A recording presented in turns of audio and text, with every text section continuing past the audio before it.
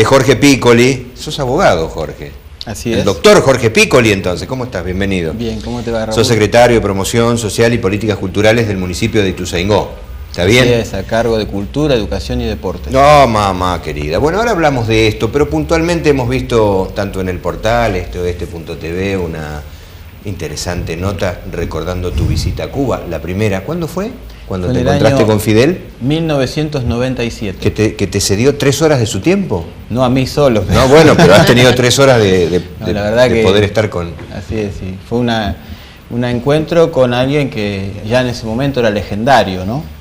Y realmente para los que nos dedicamos a la política, más allá de coincidir o no con algunos aspectos de la política que Fidel Castro ha implementado durante toda su vida, no deja de ser un líder mundial que ha hecho frente a los países más poderosos de la Tierra con convicciones férreas, algunas de las cuales nosotros compartimos en base a lo que es la unidad latinoamericana. Has puesto en tu texto amado y odiado, y las imágenes que ponen los canales también son algunos a favor de que alguien ya no esté más, de que se acabe un régimen, y otros haciendo la fila para terminar de despedir, un dolor enorme de lo que ha dejado, ¿no? Así es, pero de la misma manera lo graficó muy bien en un documental Nelson Mandela, ¿no?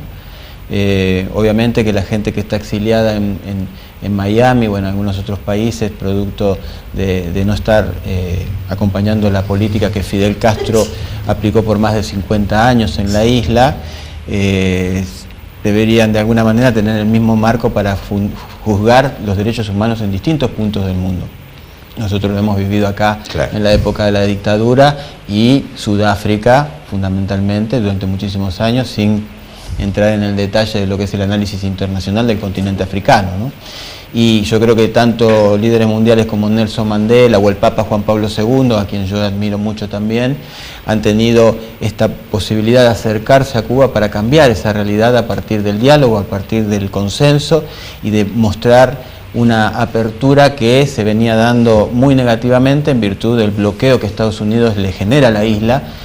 Y eso dio lugar a varias conversaciones que surgieron de ese encuentro con Fidel aquella noche, ¿no? A partir de su enfermedad, ¿conducía Raúl, su hermano, actual líder, o Castro desde las sombras y desde su enfermedad marcaba la cancha todavía? Yo creo que conducía a Raúl, pero me sorprendió mucho ver ahora videos, porque no sabía que el mismo Fidel Castro había anunciado su fin en un congreso que se había dado del Partido Comunista en abril de este mismo año, poquitos meses antes de cumplir sus 90 años, donde hizo su última aparición pública.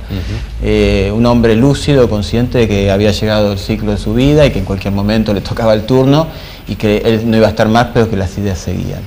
Ahora, Raúl es más moderado, de hecho hemos visto todo cómo ha estrechado sus aperturas también, sus estrategias con respecto al acercamiento a los Estados Unidos, la visita de Barack Obama a la isla, la apertura de las embajadas. Bueno, esto obviamente hay que analizarlo todo en un marco más de política internacional y de diplomacia, que habitualmente lo que vemos en los medios son crónicas o algunas historias sobre qué es lo que es o era Fidel Castro. Jorge, hay un detalle que, bueno, ahora ha aparecido, yo lo conocía, por supuesto, porque viví esa época. La primera visita que hizo Castro a la Argentina fue durante el mandato de Arturo Frondizi. Así es. Y le causó una serie de problemas tremendos, porque vos sabés que estaban los militares en apogeo en ese momento. Sí. Por haber recibido justamente a Fidel Castro. Bueno, dicen que le costó al gobierno.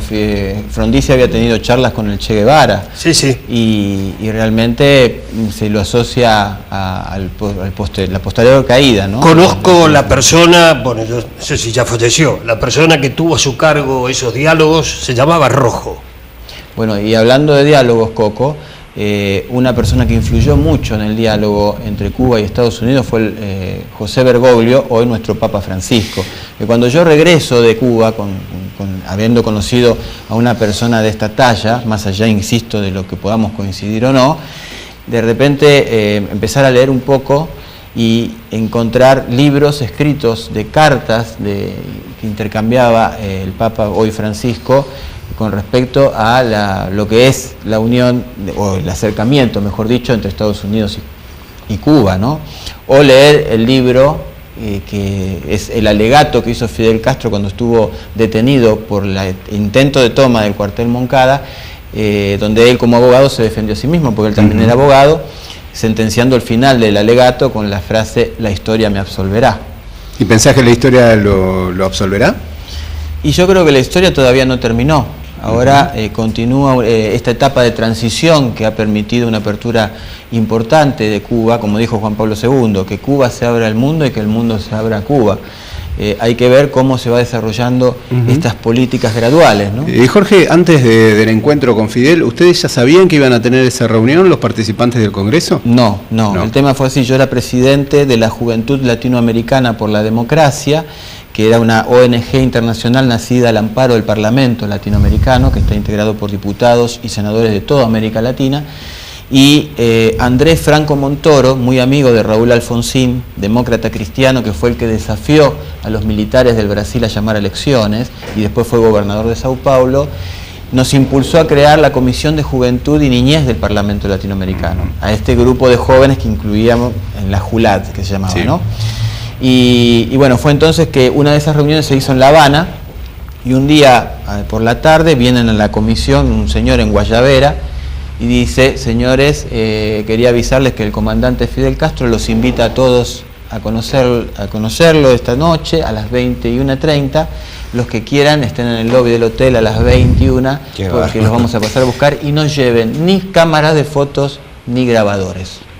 Cuando llegamos ahí pensamos que era una sala como este estudio, así de grande, con un matril y un micrófono, pensamos que saludaba y se iba.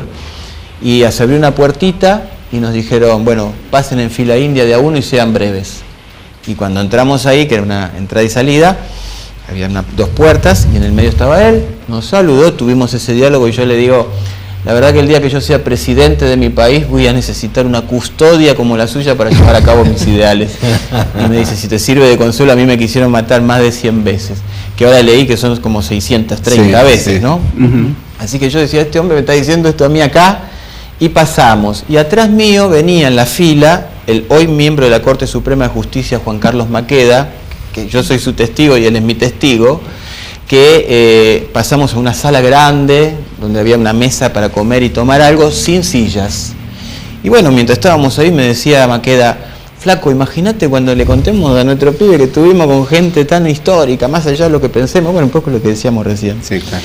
Y mientras estábamos ahí, que iban saliendo todos los que se sacaron la foto, se acerca él, Fidel Castro, caminando con 3 muchachos morochos protegiéndolo.